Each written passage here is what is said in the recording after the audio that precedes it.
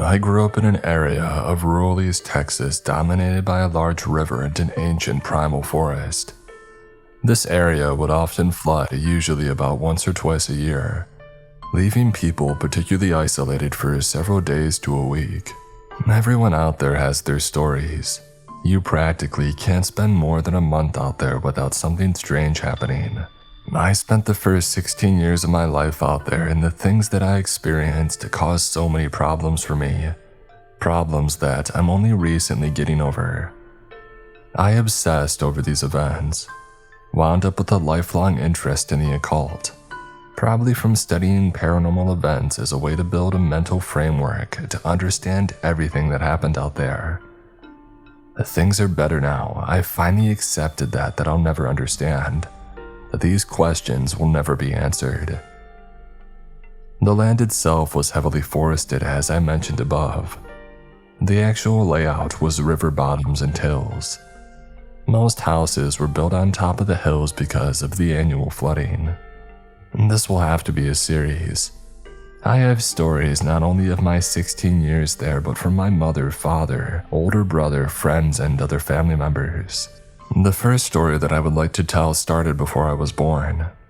I used to know the exact date, but a house fire took my original notes about 10 years ago.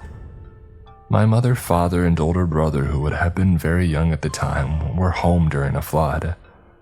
Our house was on the top of a hill next to my grandparents' house and my aunt's house. During the floods, we would all just hang out together and wait for the waters to recede. This usually took between 3 to 7 days. Typically, the power would go out after a day or so. All the households over there had boats, canoes, kayaks, little fishing boats. Living out there at the flooding, rivers and creeks made boat ownership necessary.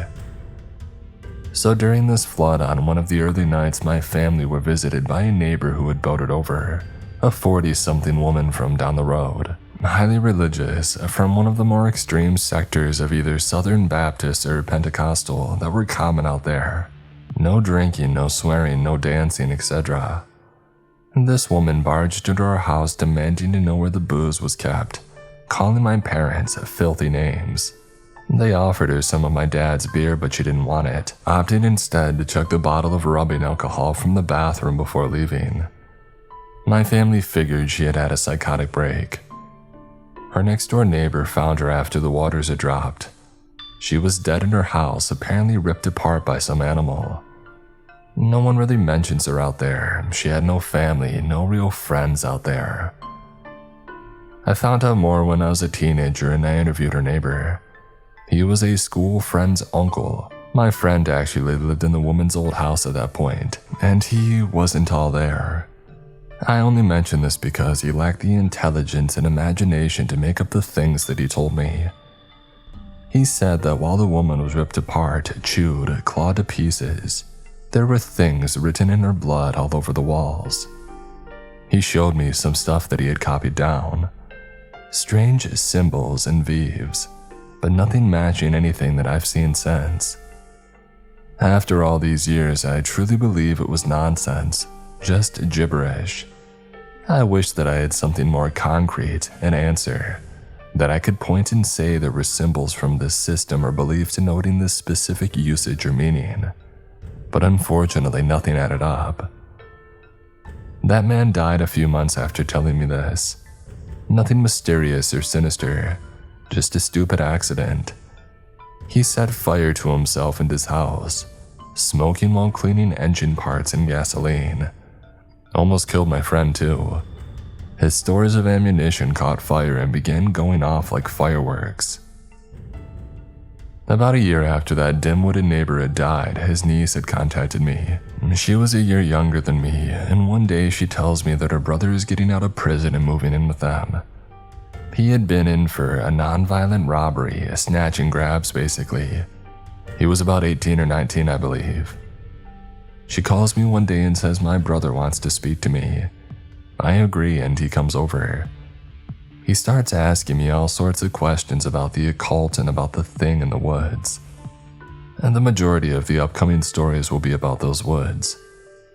I tell him some of my pet theories that I was holding at the time, and he asked to see some of my books. So I loan him a couple. A few weeks later, he's dead. He had been paid to kidnap somebody's grandmother and kill her for insurance money. The cops had located the car before he did anything, and he killed himself rather than go to prison. The woman that he kidnapped swore up and down that he wasn't really going to hurt her, that he was roped into it and trying to find a place to hide her. I know this sounds unrelated, but after the funeral and life returning somewhat to normal, my friend, she confessed to me why her brother wanted to talk to the weird kid down the road with the obsession with paranormal stuff. She said that he had been seeing shadows in the woods out of his window, and he had heard things whispering to him. Some of the sketches in his journal looked like the same types of symbols that their uncle had shown me. I'll post more stories about the area tomorrow. This next story happened when I was probably about 9 or 10. The hilltop my house was on had 4 houses, one a little down one side that had some oddball neighbors. They'll figure in at some later story. My house, my grandfather's house, and my aunt's house. My aunt's spouse had kids from a previous marriage, one of whom was close to my age and my best friend growing up. The 3 family plots of land took up about 100 acres of land. Only a small amount was cleared. The majority of it was the forest. Past our houses in the backyards, the hill would dip down. There were a few lakes and then a sharp cliff with a creek at the bottom that marked the beginning of the forest.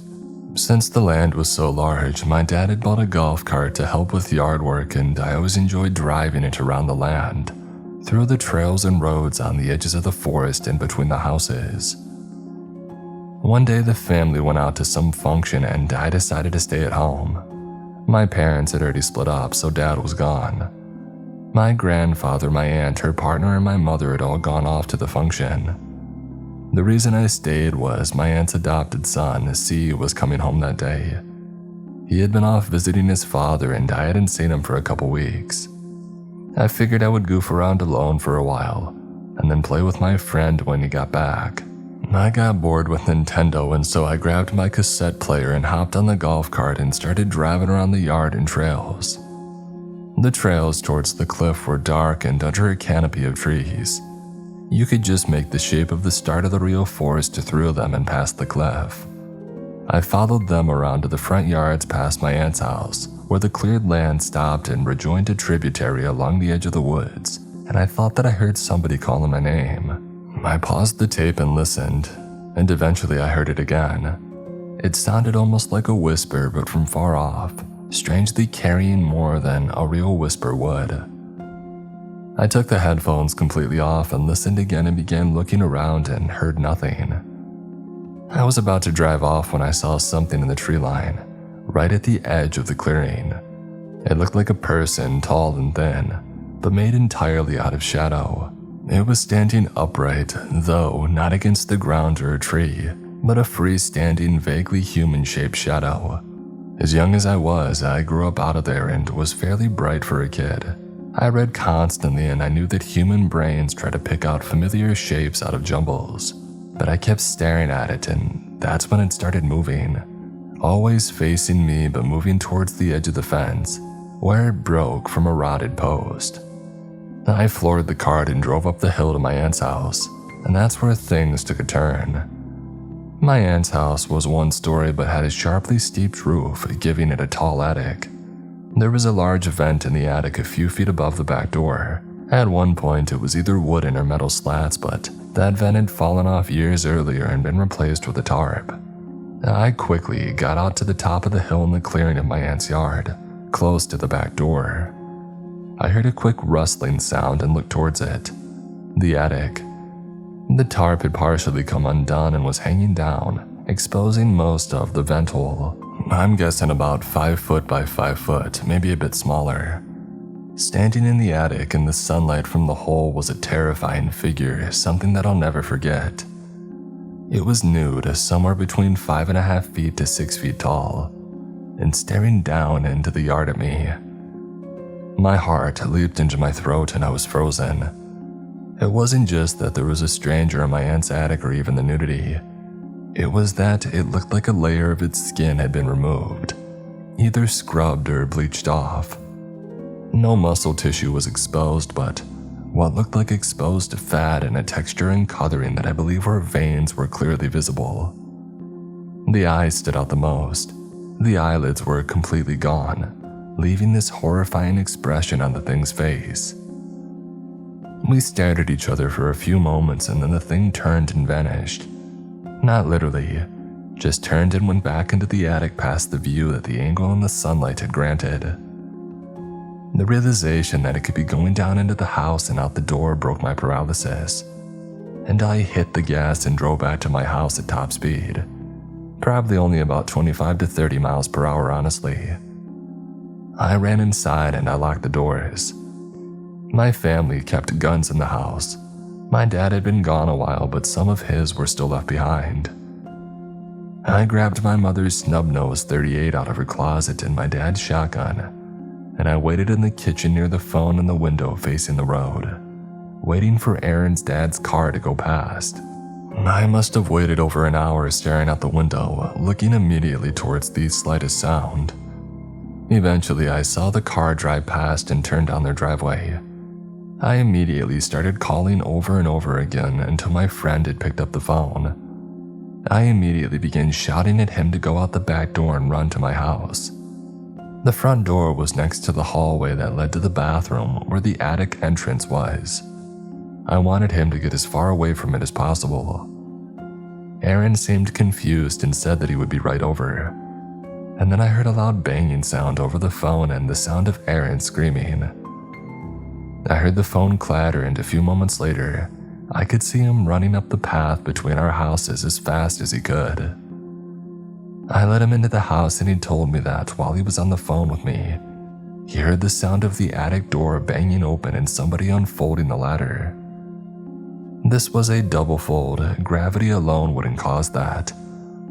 He said that before he was able to get to the back, he could hear something coming down the stairs. That's all for tonight, everyone. I'll post again tomorrow evening. It appears that one of my friends from that time period is reading up on here. This next story actually involved the both of us. This next story takes place a few years later, probably around spring of 2001. I had moved out of state for a few years and had only recently moved back. I wasn't living out in the country again, but in a nearby small town only a short distance away. My friend Brad and I decided to start up our old investigative team again for old time's sake. And we were both getting older, both divorced but still pretty young. I guess we were trying to be kids together for a while. There's another tiny community close to the one that we grew up in that is somewhat famous for the ghost lights seen often. The town's name is Saratoga, and the road is called Bragg Road, and formerly known as the Ghost Light Road. Saratoga has a very small population, and at the time only a couple stores, a general store, a gas station, and a feed store, and a few small churches. Aside from that, it borders on protected forest preservations and backwoods oil fields. The town is right on the edge of a giant glob of a big thicket. Bragg Road itself connects two small highways. It's unpaved dirt and goes for a little over 7 miles. The local legend is that a train hand was beheaded and is walking about the now removed train tracks looking for his severed head. The light that you see is his lantern. Nobody who's seen the lights or studied them believe this. For one, the lights look nothing like a lantern light. They are groups of spherical lights ranging from about 2 to 7 feet across, usually pale yellow, green, blue, or red. They float about sometimes in formations, sometimes more scattered and gently bob and change direction. They have been observed to react to sound, particularly when people shout at them. I've noticed that myself on a much earlier trip. Brad and I met at his apartment and headed out fairly early. We swapped stories that we had both heard, reminisced about past adventures in Saratoga and other places, and joked. We had a little mini cassette recorder, Diane, with us, a couple cameras, and that was about it. One of the stories that we were discussing was about my neighbors growing up. These complete rednecks that lived halfway down my family's hill. They had told us the lights chased them until they were towards the end of the road. The man then got out to piss, came back covered in blood and cuts, and told his wife that the light had touched him and had caused the cuts. They were two crazy, drug-addled alcoholics, but I had heard more stories from more reputable people about the lights causing cuts and burns when touched, so I always wondered if maybe that was correct. Brad and I decided that we would test that out if the chance came about. The lights don't always show up. We arrived in Saratoga much earlier than we had expected, so we decided to do some exploring. We stopped at this general store and bought some candy chip soda and some bug spray, and then took my tiny little car out into the trails in the Big Thicket Preserve. We passed oil derricks, abandoned and operating, and kept taking the creepiest looking roads further into the wood. Eventually, we see a sign marked Teal Cemetery and decided that was good enough for a destination to kill the remaining daylight before going light hunting. The road was narrow, not just unpaved, but muddy and scary in a two-wheel drive tiny car. It was flanked on both sides with forest so dense that it looked like night between the trees. Eventually, we came to a large circular clearing with a square fenced-in cemetery in the center. We parked my car and got out. The moment that we got out of my car, we both felt an instant sickness and fear. Every instinct that I had was telling me that this place was bad. Very bad, and that we should get back in the car and drive very, very fast out of here. The mosquitoes were so thick that you could hear a loud hum coming from the forest. I looked at Brad and he nodded. "I feel it too, man," he said. "I guess this is our campsite then?" I asked. He grinned uneasily and nodded, and then we began exploring the cemetery. There were so many weird things in that cemetery. I remember walking about and seeing a place where a couple thin decorative trees and bushes had grown in an odd fashion. It was like they were making a bubble, like a little yurt or something. My head was telling me that it was nature covering something from sight, trying to erase it. I got down on my hands and knees and crawled into the interior of the bubble, brushing leaves and limbs away, and saw that even the grass was growing in that weird fashion. It was covering up a gravestone. Not one of the standing ones, but one of the flat ones, lying face up into the earth. I reached out to brush the grass aside so that I could read the names and dates on it, but as soon as my hand touched the stone, there was a loud noise. It sounded like a vibrating, buzzing sound. The stone itself felt like it was vibrating under my hand. It was like a high-speed fan was under it, and the tiny blades were clacking it very rapidly. The sensation and sound scared the crap out of me, and I leaped back and immediately crawled out of the bubble. I looked about for Brad and didn't see him at first. He had gone back to the car to grab the cigarettes. I waved at him to come over and he nodded, moving towards the chain-link fence. And then he stopped. A weird expression came over his face. He was standing outside the cemetery looking in, looking at something on the ground. "Martin, come over here, where I'm looking," he said. I walked towards him, and when I got a few feet away from the fence, I saw it. It was a large, rectangular hole in the ground, about the size of a grave, but much more raw and rough. "Is that what I think it is?" he asked. "I don't know. I don't think so," I said. I looked at the hole carefully. It was deep, but not terribly so. Maybe 4 feet at the worst of it. There were weird grooves in the side and a smaller rectangular hole in front of it, running the other direction. As Brad approached, I had an idea to lay in the hole. There were chunks of rotted wood stuck in the clay, but not much. It was about the right fit. When I reached my arms up to climb out, they sank into natural grooves. My fingers even found finger holes there. I pushed myself out. From Brad's expression, I saw that he noticed the implications there. "That has to be a prank. Nothing is that perfect," I said. He nodded. I still mostly believe that today. Brad and I continued exploring the cemetery, noticing some old graves back from the Civil War era. And then both of us saw a path into the woods, past the fence at the back of the cemetery, opposite the road that led us here. "We're going in," I said. Brad grinned and we hopped the fence. Both of us had grown up out here. Both of us had about 2 decades of horrible experiences out there, and both of us had almost died from these things before, but this was our obsession. We walked into the forest. The footpath led us maybe half a mile or so into the woods, just enough light coming down to see clearly, and then we saw something that made us forget everything else that we had seen so far. A perfect circle straight ahead, in the middle of a very lush and thriving, very alive forest, there was a perfect circle of dead. The ground looked like dried clay and sand, cracked despite the almost constant rainfall. The leaves that had fallen in weren't just brown and dried like those outside the circle, but black and rotted. We looked at the trees and bushes. Some had branches that had penetrated the circumference of the circle. They were living in grain until the breach, and then crumbling to dust. I looked around, looked at Brad, and then stepped into the circle. The moment I did, all sound stopped. The crickets and cicadas had stopped their humming, and the sounds of the mosquitoes stopped. Even the rustling of the trees stopped. I got a sick feeling in my stomach again, a brief, dizzy spell. Brad was staring at me, a little concerned. I shook my head. "I'm fine.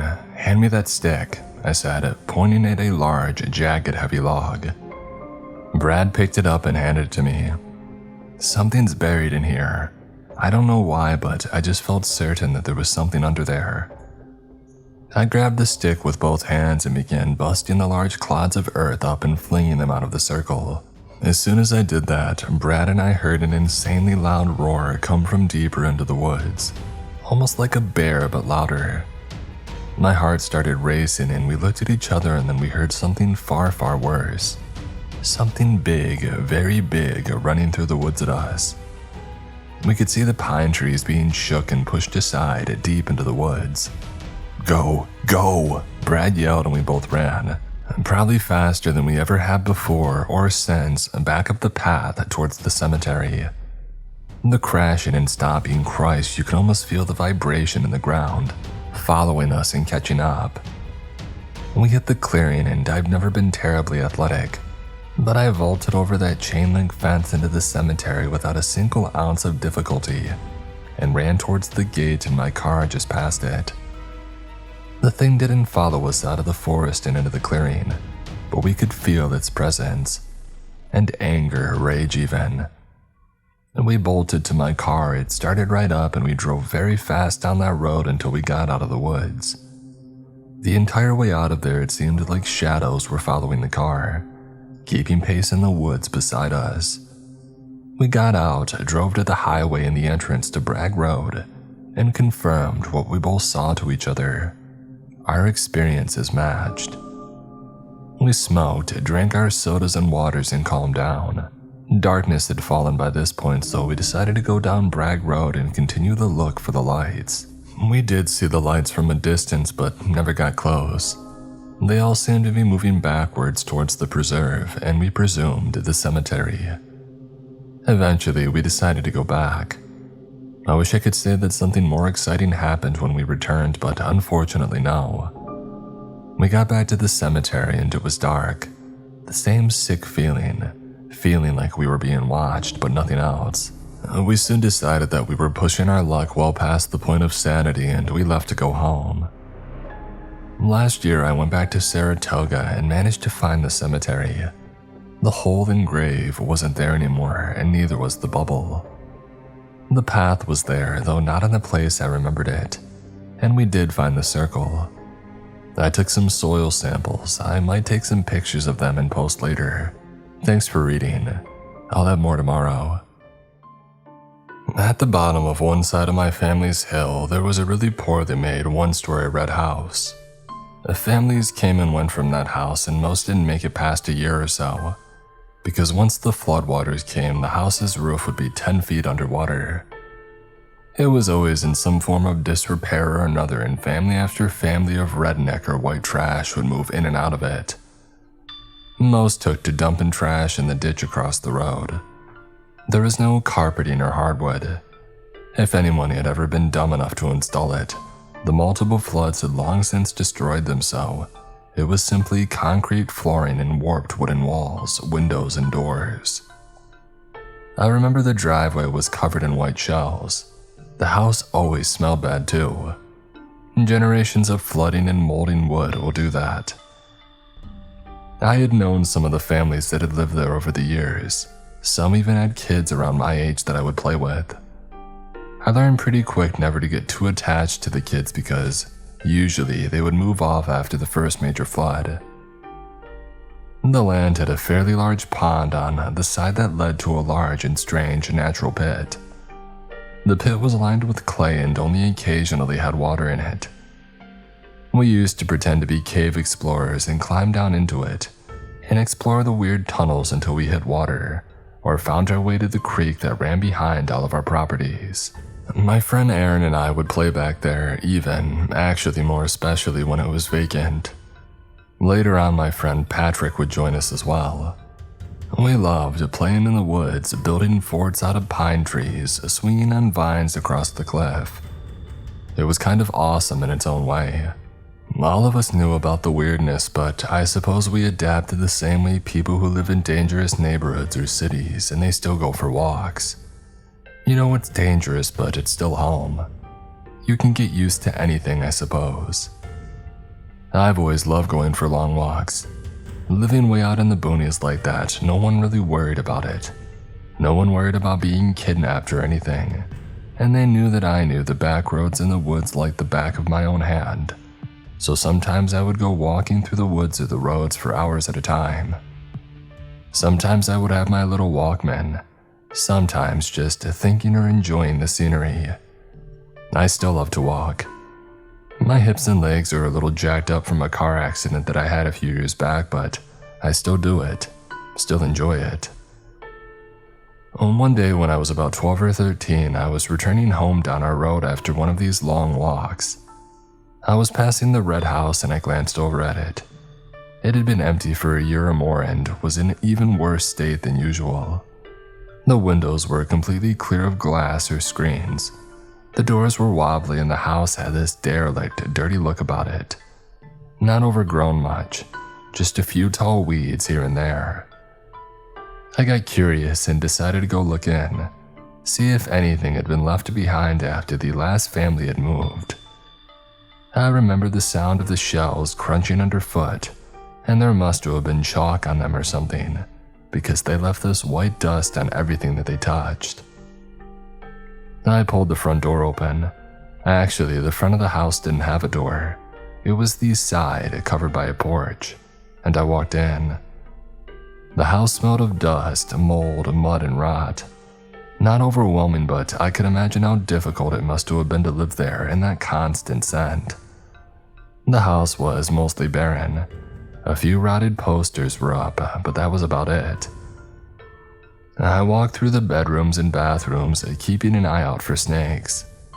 I wasn't too worried. The only snakes that bothered me were cottonmouths, and you could smell them a mile off.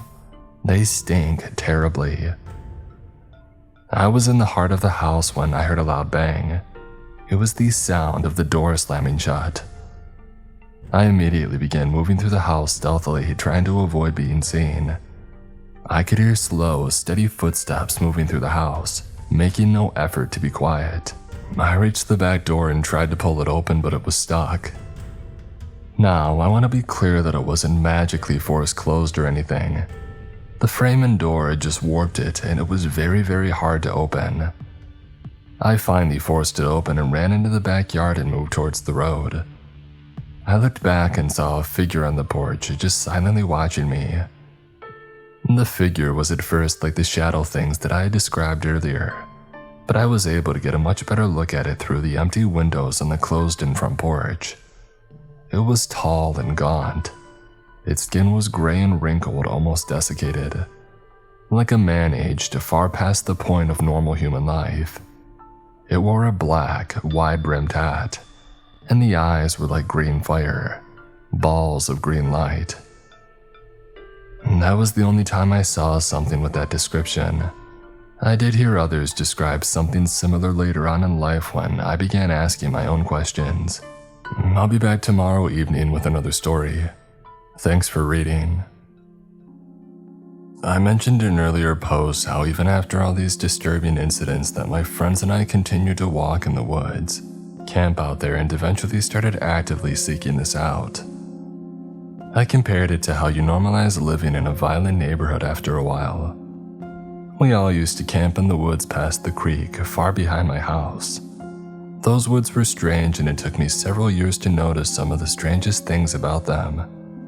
In fact, it wasn't until I moved out and started really thinking about the layout of the land that the really bizarre aspects became noticeable.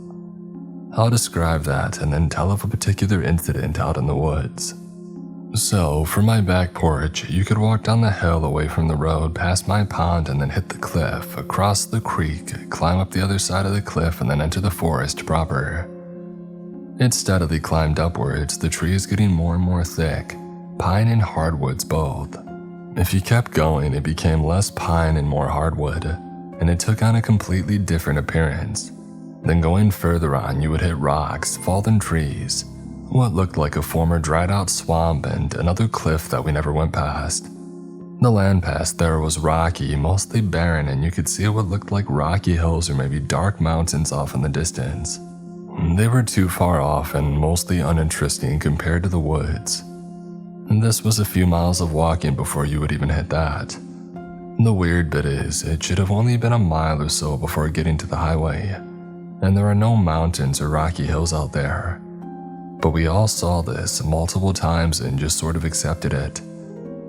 None of us ever really went very far past the end of the woods to the barren rocky parts, not out of feeling creeped out or anything, just a complete lack of interest in doing so.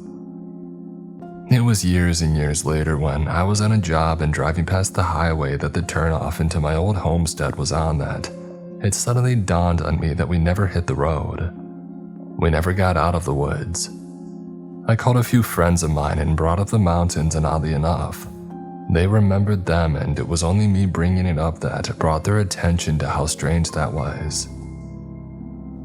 One year, my big brother and I cut down some smaller trees, fashioned a crude hut out of them. I brought some stones from some of the ditches up there, made a fireplace, and even used ropes and things to coax some of the smaller, more malleable trees to grow sideways for a while to make living seating. This became our regular campsite. I had walked out there after school to relax, smoke cigarettes, later on some pot, and just to get away. And Patrick and I had been camping out there often, almost every weekend for a while. We would play out there and either sleep out there or come home and bored to watch movies and play some video games. Sometimes when we were out there, we would see the shadow things, usually off out past the clearing that we had built or up in the trees, watching us. It was usually very, very brief. Just a few moments of seeing a human-shaped figure just at the edge of the light watching us, and then turning and vanishing into the woods. And one night it got worse. We had my stereo out there loaded up with D-cells, listening to CDs and smoking cigarettes that I had stolen from my mother. We had a fire going, but it had gone down to embers, and since there was a stone enclosure, we never worried much about it. Between the stones and the almost constant rainfall out there, forest fires never seemed a threat. And Patrick and I were laying back, music playing, talking about whatever was on our minds when I noticed 3 of them high up in the trees watching us. Patrick? Yeah, I see them too, Martin. We had gotten used to being observed for a time and then left alone, so we kept our eyes on them. And then we heard snapping twigs and leaves from further off in the woods and saw more of them. They made us nervous. They had never been quite so bold before. We stood up and heard more and more of them coming out of the woods. We stayed in the enclosure for a while, wondering what to do. And then both of us felt a surge of panic at the same time when we bolted through the woods. As soon as we did, we could hear something running behind us. I remember feeling something hitting my back. By that point, I could just make out the distant light of my house, far up the hill and past the cliffs. Something hit my back again and I fell, falling face first down the cliff, knocking the wind out of me. Patrick just jumped, helped me to my feet, and we continued running, now in the clearing of the backyard until we topped the hill and got inside. My clothes were muddy. I had avoided rolling into the creek, but the foliage was wet and the ground was kind of muddy. I took my shirt off and saw that it was covered in blood. Patrick looked scared and told me to go to the bathroom. There were several claw marks down my back. They healed up pretty well. There's still some faint lines there today, but nothing major. Just enough to free bleed for a while.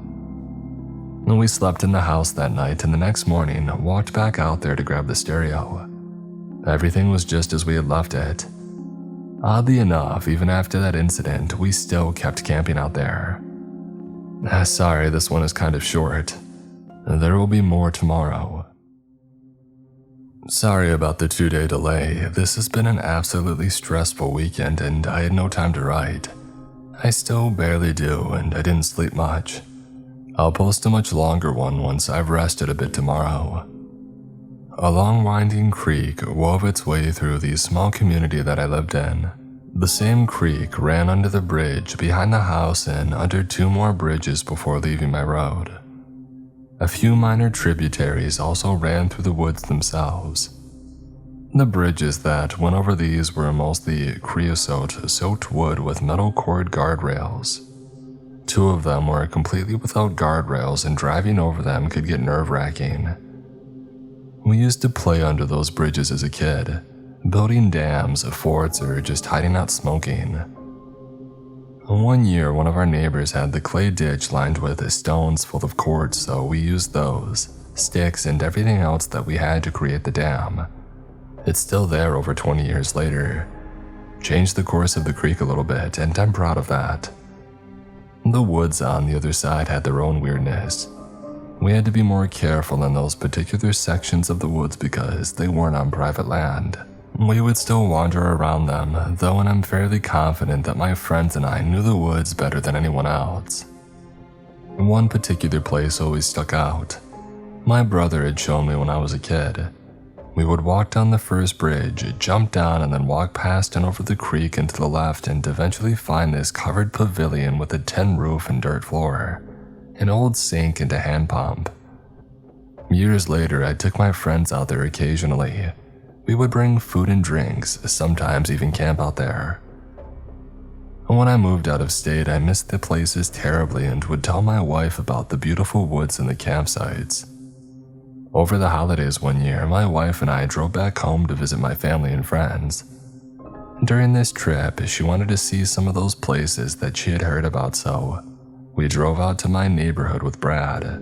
We told her some of the stories of the weird things out there, some of which have already been posted here. We parked next to the bridge closest to my old house and decided to walk around. It was probably about 9 or 10 at night. Brad left the tape recorder on the hood to see if we could get anything weird while we were away. We left the windows down and started walking further down the road. Brad and I showed my wife, long since divorced, some of the areas that she had heard about. We checked out under both bridges, walked out to that pavilion and to Brad's old home. On the way out of the woods, my wife started getting nervous, swearing that she could see things in the woods. Brad and I assured her that if we stayed calm, we could get to the car before anything happened. We were smoking on the second bridge when we saw figures walking down the road. We started walking back to the car, looking back to see the grayish, vaguely human shape. We were walking fast but not really running. The thing was keeping pace with us, and then my ex, she just lost it and bolted. As soon as she did, we heard rustling from the woods running next to us, trying to cut us off at the turn before we reached the car. I unlocked the doors and ran around to get into the driver's seat. I hopped in and heard my wife scream and saw her getting pulled from the car. I grabbed her arm and pulled her back. She slammed the door and we drove off. After leaving the thicket, we talked. The reason that she had taken off running was she had looked over the bridge and saw something that looked like a large skull. She described it as about 3 times the size of a normal human skull, on top of a body made of what looked like tree limbs, vines, leaves, and rotten vegetation. She said that it looked like it was about to climb onto the bridge, though she ran. She didn't see what had grabbed her. She believed it was that thing. After arriving at the house, we listened to the tape and heard something strange. You can hear us talking, laughing, and walking away, and then you hear us driving off. There's nothing in between. Just a seamless transition between us walking away and walking back. Although we experienced at least 2 hours of time, only 2 or 3 minutes passed. Even my wife's scream didn't show up. Only the sounds of us closing the doors, nervously talking and driving off. This next story is a bit shorter and not nearly as dramatic as some of the rest.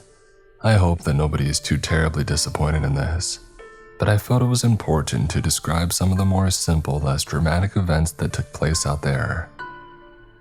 Previously, I had touched upon the weird spatial issues with the land. I described how we never hit the highway even after crossing miles of land.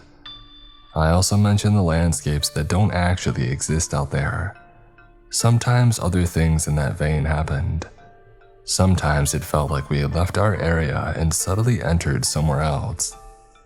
Patrick and I had once read that closed structures, particularly natural triangles, were problematic to walk through, and one should never do this.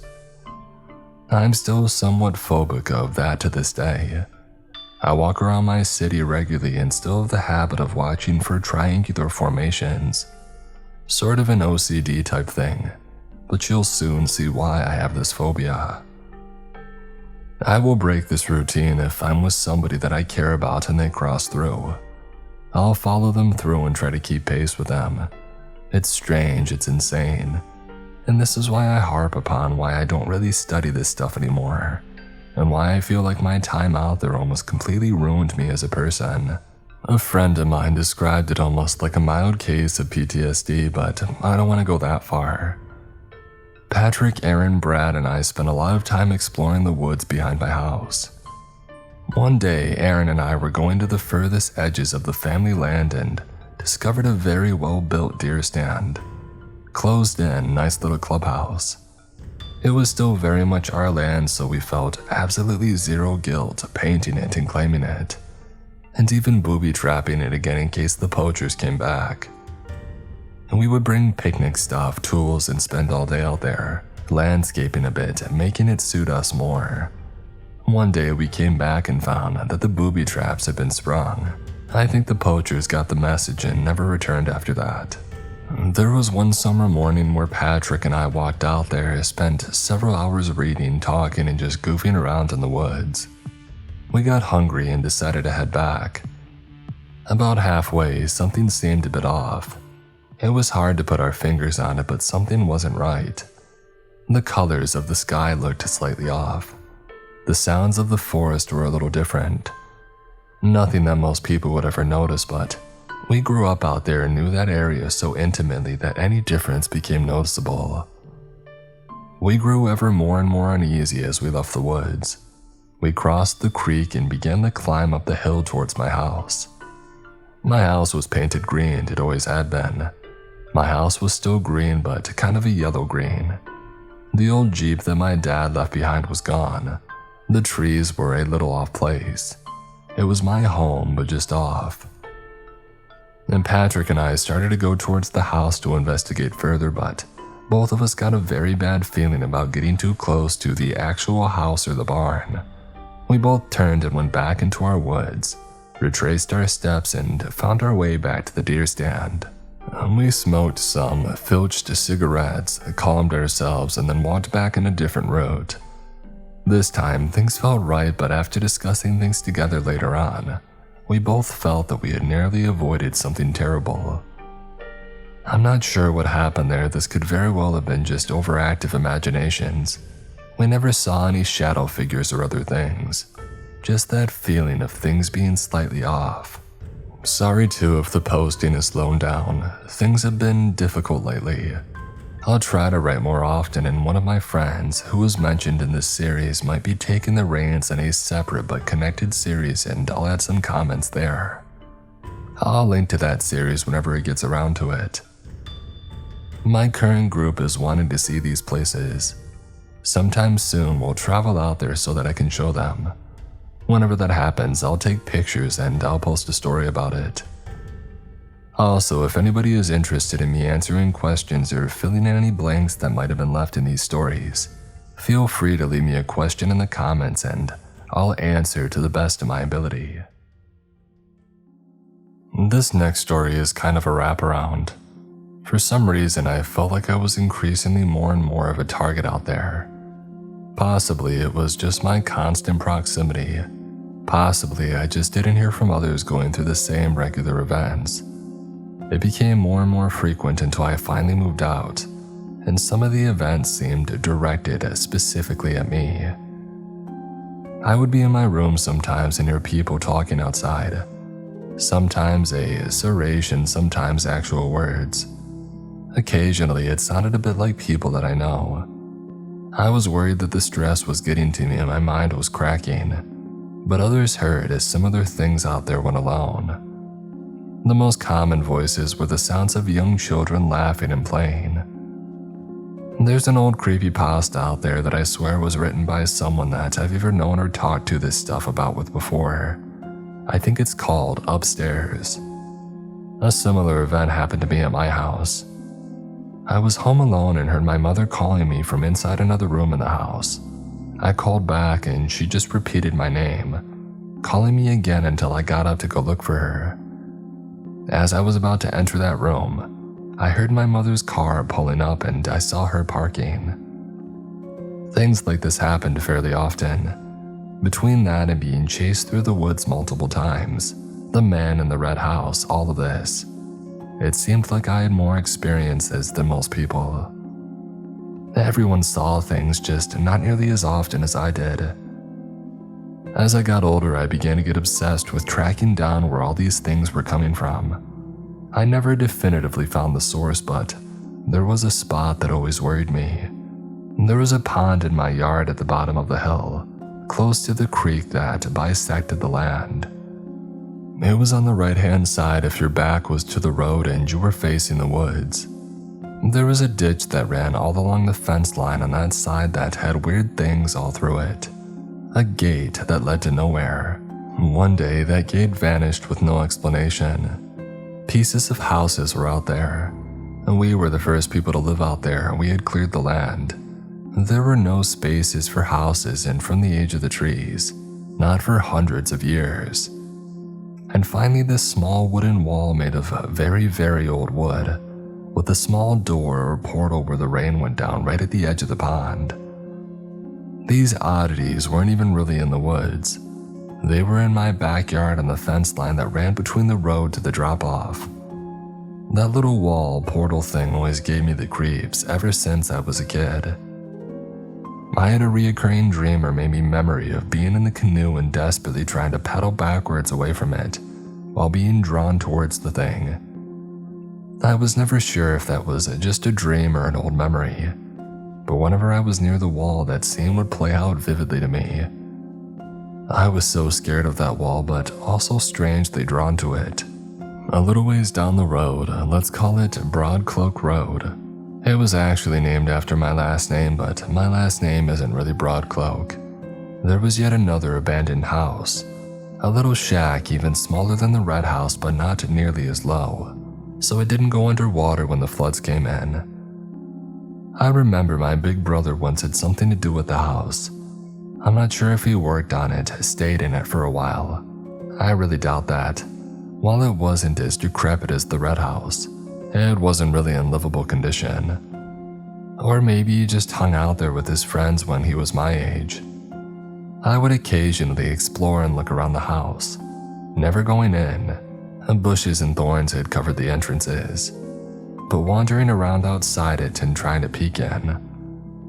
There was another much smaller pond a little ways down from that house, natural wood going gray, and another odd hole in the ground that sort of reminded me of that wall and portal down by my pond. The house was creepy, but not the absolutely terrifying place that some of the others were. Sinister, otherworldly almost, dangerous even, but not the feeling of absolutely must run. Well, that changed one night. One day I went to bed. I don't specifically recall what I was doing when I went to sleep, but at the time I think I did.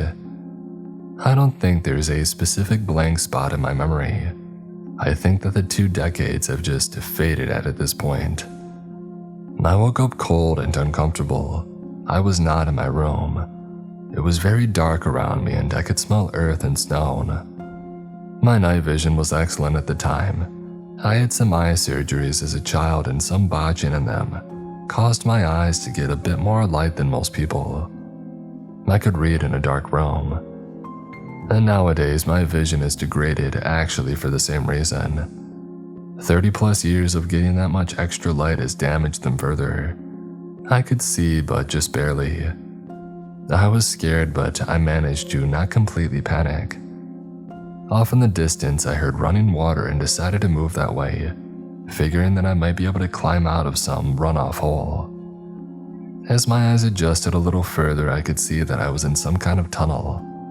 Mostly clay, some rock and some root systems breaking through in a few places, so I knew that I wasn't too deep, just a few feet underground.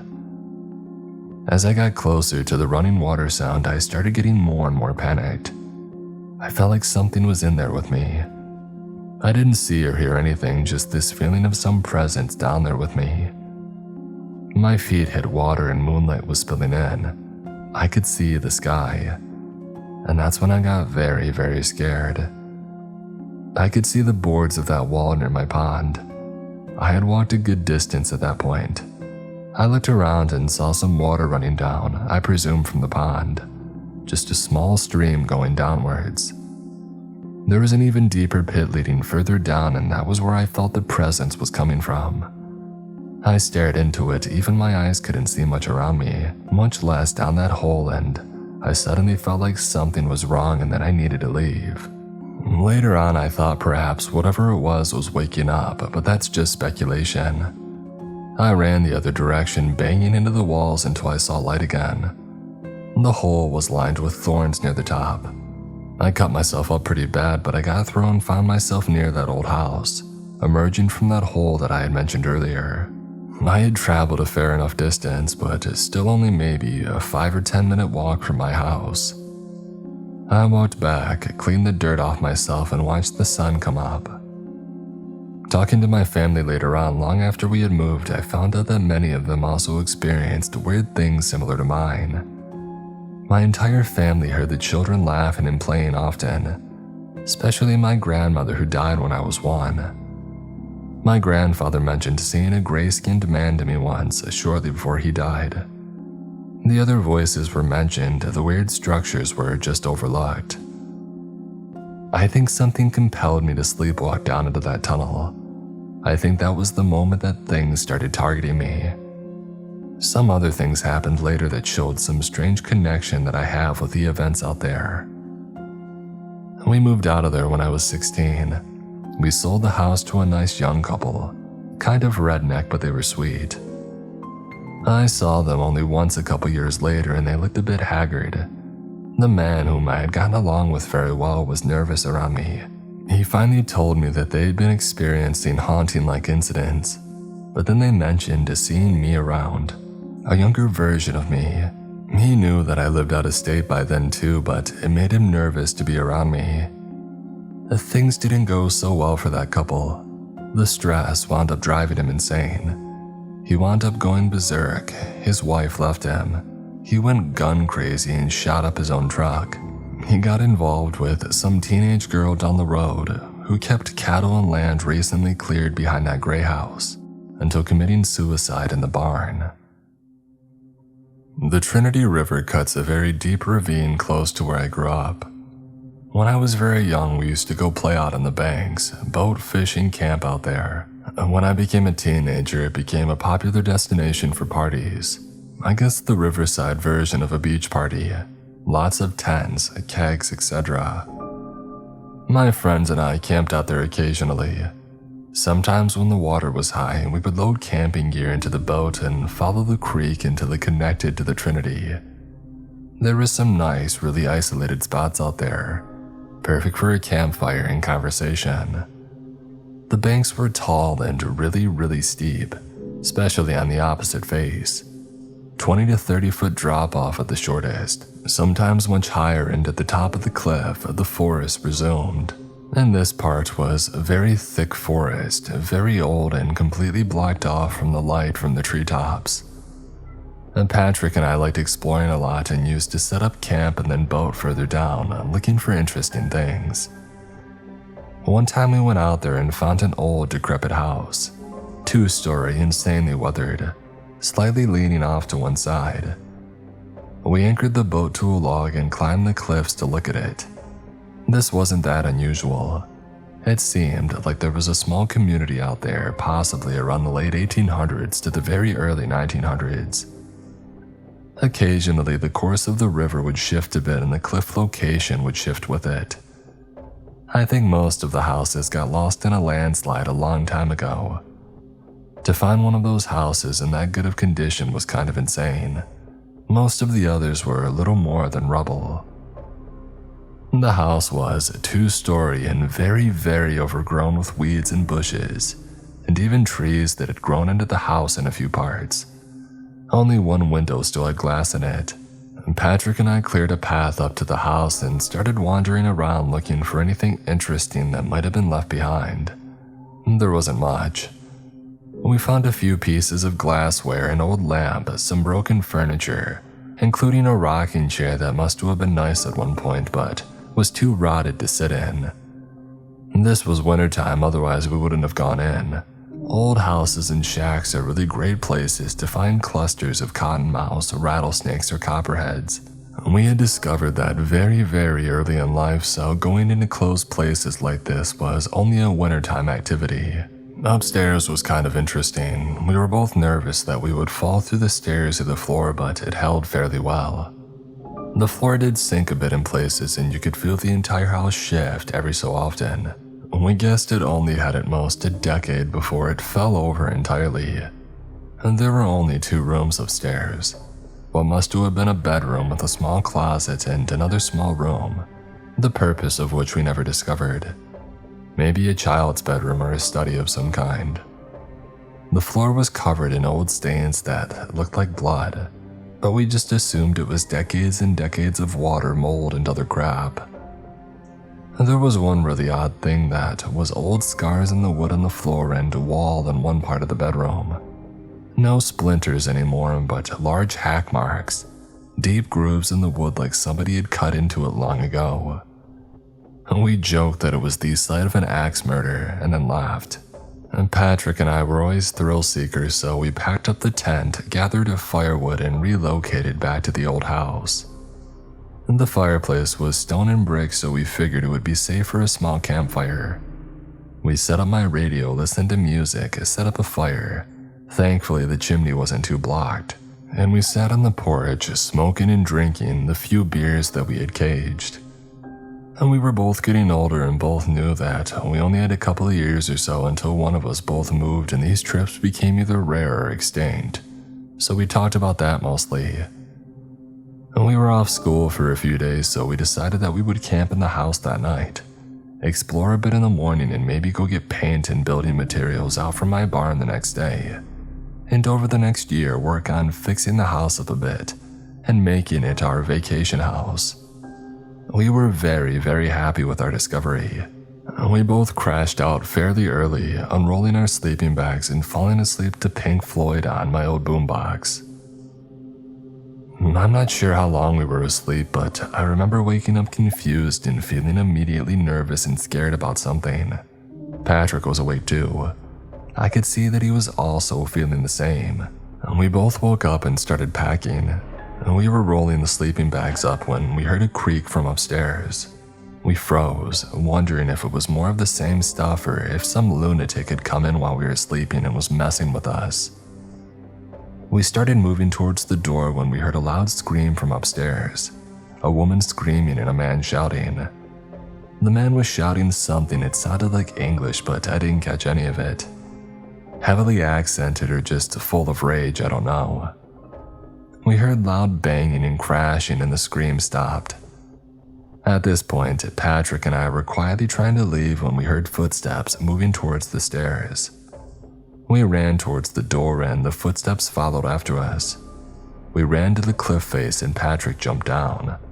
I tossed down the radio and he caught it. I took a look back and saw a figure in the door staring at us. All I could really see is a white face and huge, dark eyes. It made a move towards us and I jumped down. We were in the boat and pushed off in record time. We never returned to our vacation house. So, I posted 9 chapters worth of incidents set out in the general area that I grew up. I'm going to post some pictures as soon as I get a few. A lot of you have requested that. I've been asked a lot about what I think it is, and I honestly do not know. I've had several theories about this over the years, and I would like to go through those and highlight a few examples of events that made me adopt that theory for a time. This post will ramble a bit, and it'll act as a sort of conclusion to the series. And today I also want to highlight several small events that I think tie things together a bit more.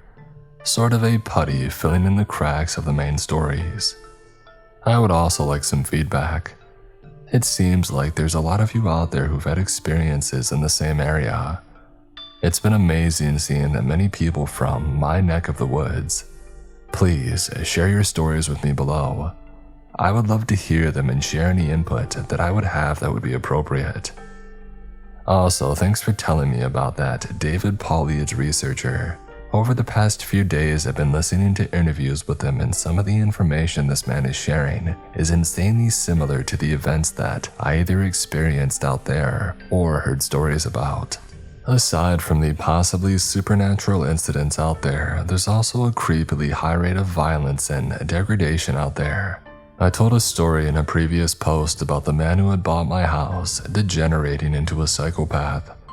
I also mentioned the brother of my friend who went from basically petty theft into attempted murder, and how in both cases I think there were connections to the thing in the woods. My next door neighbors, the ones about halfway down the hill, I've mentioned them before. They were the drunks that went out in Saratoga, and I mentioned the lights cutting them. The dad was always a bit weird. I think over the 10 years that he lived next door, they eventually got divorced and he moved away. I never really shared any words with him. I knew my mother disliked him a great deal and had zero trust in him. She didn't like the mother either, but she was okay with me being around her. I remember when I was a kid she told me that if he ever came to pick me up from school that I was to not get in the vehicle with him. If it was just the mother, I would be okay. She didn't explain why, and it was only about a year ago that I heard the reason why. Once when I was very young, my parents were having a few drinks over at the neighbor's house, and the man got very, very drunk. He got weepy and shouty and started babbling about how he had killed a bunch of kids out in a town about 50 miles away. My dad dismissed this as crazy drunk talk, but my mother called the police in that town the next morning. She had asked about missing and murdered kids and was transferred to a senior officer who confirmed that there were a bunch of kids about that age who had either gone missing or were found murdered. She asked if they had a suspect and told the officer what the neighbor had said. The detective said yes, that they have a description of the man they are almost sure had killed them, and then they proceeded to describe a man completely different from our neighbor. My mother sighed in relief and said, "Oh, thank God, that's not this man at all." The officer asked her to describe her neighbor and she did. The officer was quiet a moment and then said, "Yeah, that's him." He had lied about the initial description to see what she would say and not influence. I'm guessing this is about the time that I stopped seeing him around. I think whatever out there causes people to go insane and violent. I'm not sure if it's just the stress of these events, or if the thing is actively screwing with their minds, or if the presence of these things just kind of causes a form of cancer. like living next to a nuclear reactor or something. Kids go missing all the time. When I was 16 and got my first car, I remember driving to school early in the morning and seeing 2 police cars and an ambulance with the lights off next to a ditch by the highway. They were pulling a kid, only a few years younger than me, out of the water. He was ripped apart. I remember his skin being blue, a bluish white. He had gone outside to take out the trash 3 weeks earlier. His house was isolated and nobody noticed anyone come or go. Just went out to the burn barrel and was never seen alive again. A kid that I knew from school was shot by his own father. A hunting accident. Shot him through the window of his own truck. That neighbor who kept hearing voices coming from the woods until he kidnapped that old woman. Also, there are a lot of deformities out there. The nearest town had a large population of people with absolutely hideous deformities. I used to joke that it was like living in H.P. Lovecraft's Dunwich. A relative had somebody break into her house once. Thankfully, she had a sibling staying over and they scared the intruder off after beating her over the head with a stick. They found a bag of equipment, sex toys, and restraints in the house. My longest running theory is that whatever is out there has been there for a long time. It's some form of local life and either doesn't have a set form or can project illusions into your mind. It would explain the skinned man in my aunt's attic, the sounds coming from outside or in the cellar, the man with the glowing green eyes, and so on. The shadow people might be projections, or they might be like avatars for it, almost like video games. But how would that explain the woods being so vast or impossible to traverse without hitting man-made landmarks like the highway? How would that explain the same mountains seen by both myself and my friends so many times over the years? Many times I've had the theory that it's a genius low-key, some form of intelligence created by the land itself, but I'm still not sure. The search and rescue poster described seeing staircases in the woods and parks. I never saw staircases, but I knew exactly what he was talking about. We found train tracks out in the woods in an area that hadn't been cleared in centuries, if ever. There was absolutely no way train tracks could be out there. No roads and no pathways and no place for them to come and go. You would hear them sometimes too. The last little bit that I'll leave you with is about one of the neighbors. He was further down the road and moving towards the highway. We always referred to him by his initials. I forgot what they were, but I'll just say JD. Again, he was a little bit slow, had a little 2-story house near one of the bridges. I don't know what he did for a living, but I remember people just described him as harmless. We would see him off and on, either driving through to or from the house or riding our bikes. He would always smile and wave. I remember that he used to use cocoa powder like a tobacco dip, and always had a bit of chocolate drool going down his chin. I was scared of him as a child.